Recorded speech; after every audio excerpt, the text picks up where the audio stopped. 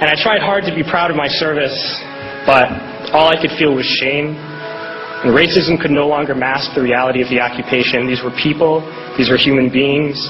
I've since been plagued by guilt anytime I see an elderly man, like the one who couldn't walk, who we rolled onto a stretcher and told the Iraqi police to take him away. I feel guilt anytime I see a mother with her children, like the one who cried hysterically and screamed that we are worse than Saddam as we forced her from her home. I feel guilt anytime I see a young girl, like the one I grabbed by the arm and dragged into the street. We were told we were fighting terrorists. The real terrorist was me, and the real terrorism is this occupation. Racism within the military has long been an important tool to justify the destruction and occupation of another country. It has long been used to justify the killing, subjugation, and torture of another people. Racism is a vital weapon employed by this government. It is a more important weapon than a rifle, a tank, a bomber, or a battleship.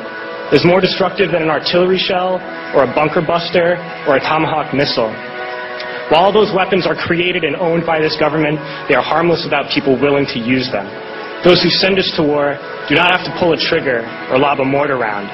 They do not have to fight the war, they merely have to sell the war.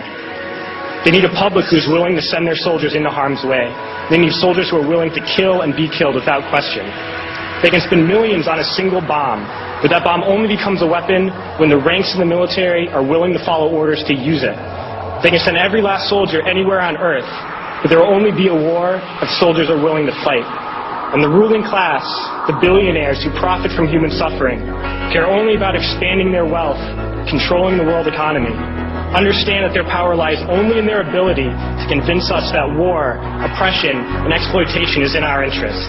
They understand that their wealth is dependent on their ability to convince the working class to die to control the market of another country. And convincing us to kill and die is based on their ability to make us think that we are somehow superior. Soldiers, sailors, Marines, airmen have nothing to gain from this occupation. The vast majority of people living in the U.S. have nothing to gain from this occupation. In fact, not only do we have nothing to gain, but we suffer more because of it. We lose limbs, endure trauma, and give our lives. Our families have to watch flag-draped coffins lowered into the earth.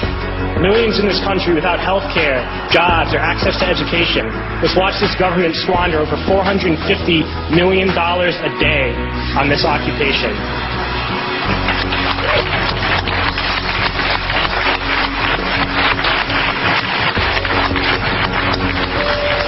Poor and working people in this country are sent to kill poor and working people in another country to make the rich richer. And without racism, soldiers would realize that they have more in common with the Iraqi people than they do with the billionaires who send us to war.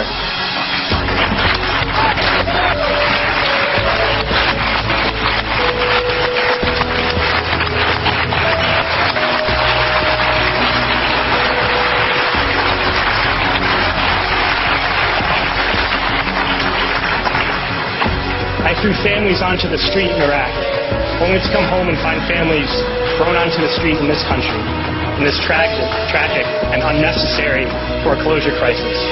We need to wake up and realize that our real enemies are not in some distant land. They're not people whose names we don't know and cultures we don't understand. The enemy is people we know very well and people we can identify. The enemy is a system that wages war when it's profitable.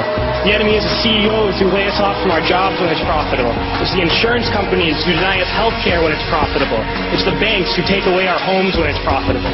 Our enemy is not 5,000 miles away. They are right here at home. If we organize and fight with our sisters and brothers, we can stop this war, we can stop this government, and we can create a better world.